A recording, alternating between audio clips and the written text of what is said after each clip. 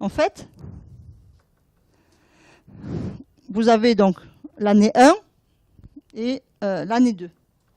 Donc l'année 1, votre bourgeon, il fait le nombre de grappes. D'accord? Puis, ensuite, quand c'est les deux grappes, les deux futures grappes, donc le primordial inflorescentiel, si on veut bien utiliser le bon mot.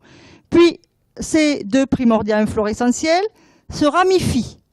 Donc, vont donner le nombre maximum de futures fleurs.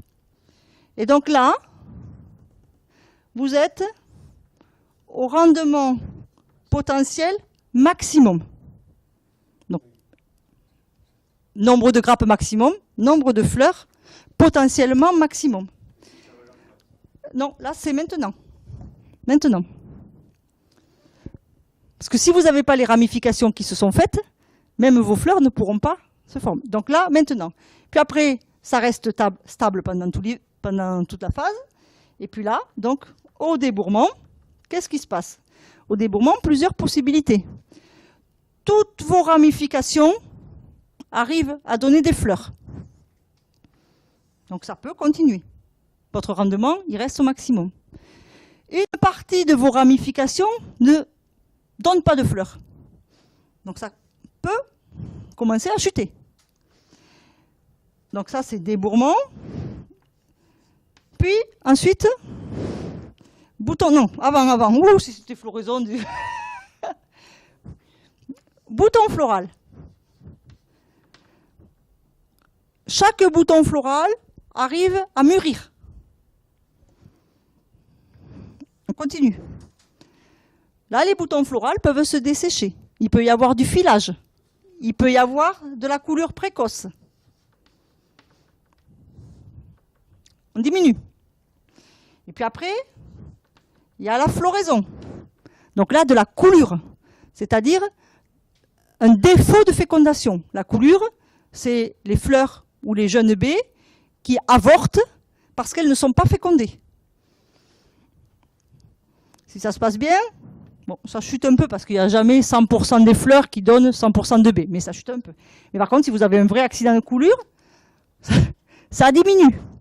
Et ensuite, vous avez au stade grenaille, donc nouaison grenaille, un autre risque qui s'appelle le mirandage. Cette fois-ci, les baies sont fécondées, elles ont arrivé à accrocher, mais elles n'arrivent pas à grossir. Si ça se passe bien, tout le monde grossit de la même manière. Par contre, si ça se passe mal, vous descendez encore votre rendement potentiel. Et donc, à chaque étape, vous avez un risque que ça se... Donc, à chaque étape... Oui. Alors, le filage, ça dépend principalement de la disponibilité, encore une fois, en sucre et en azote, là il n'y a pas que les sucres, en sucre et en azote, dans l'inflorescence. Et s'il y a ce défaut de sucre et d'azote, ben, le bouton floral, il ne termine pas sa maturation. Et donc ce défaut de sucre et d'azote dans l'inflorescence, il est dû soit parce qu'il y a une carence générale de la plante, soit au contraire parce que c'est trop aspiré par les organes végétatifs qui ont une vigueur excessive et qui ont besoin et qui aspirent l'ensemble de ces assimilats au détriment de la grappe. Excès de vigueur. Excès de vigueur ou, comme on a dit tout à l'heure, ça grandit vite, ça grandit la température, quoi. Mais en termes physiologiques, il y a des facteurs, les facteurs thermiques, mais en termes physiologiques, ça correspond vraiment à un défaut d'azote, enfin de composés azotés, d'acides aminés et de sucre soluble. Bien sûr que si toute cette partie-là va participer, mais je dirais, ça va amplifier le phénomène si vous avez un défaut.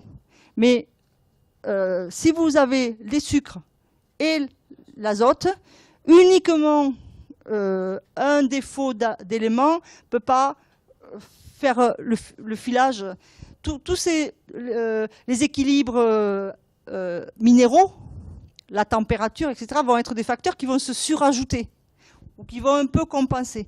Mais c'est pas réellement... Enfin, en tout cas, aujourd'hui, peut-être que dans 20 ans, je vous dirai autre chose, mais en tout cas, c'est la recherche qui dit ça. Mais maintenant, on n'a pas démontré, bien évidemment, que si en plus d'une petite chute de teneur en sucre soluble, on a une carence dans un élément ou un oligo-élément, ça peut amplifier le phénomène.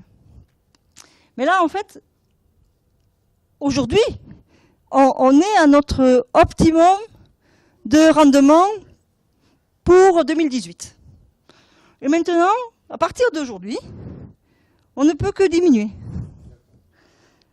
Alors on espère qu'à chaque étape, il n'y ait pas un accident.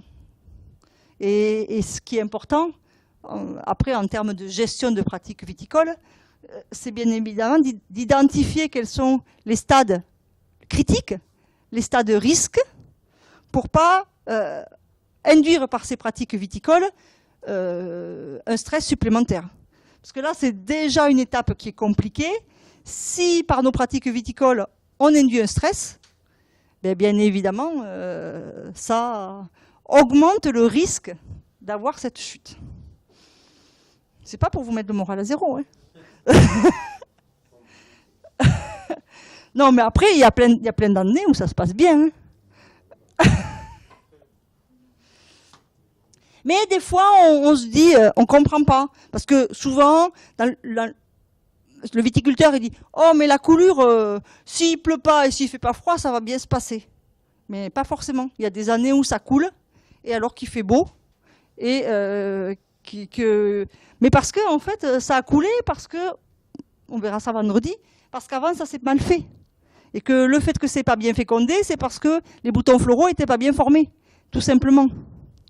Et pourtant, il a fait beau, et la plante fonctionnait, mais parce qu'en amont, cette phase de formation des pièces florales, elle n'a pas été bien faite 2 mois avant. Et il aurait fallu regarder peut-être, parce qu'on sait que c'est maintenant une période critique.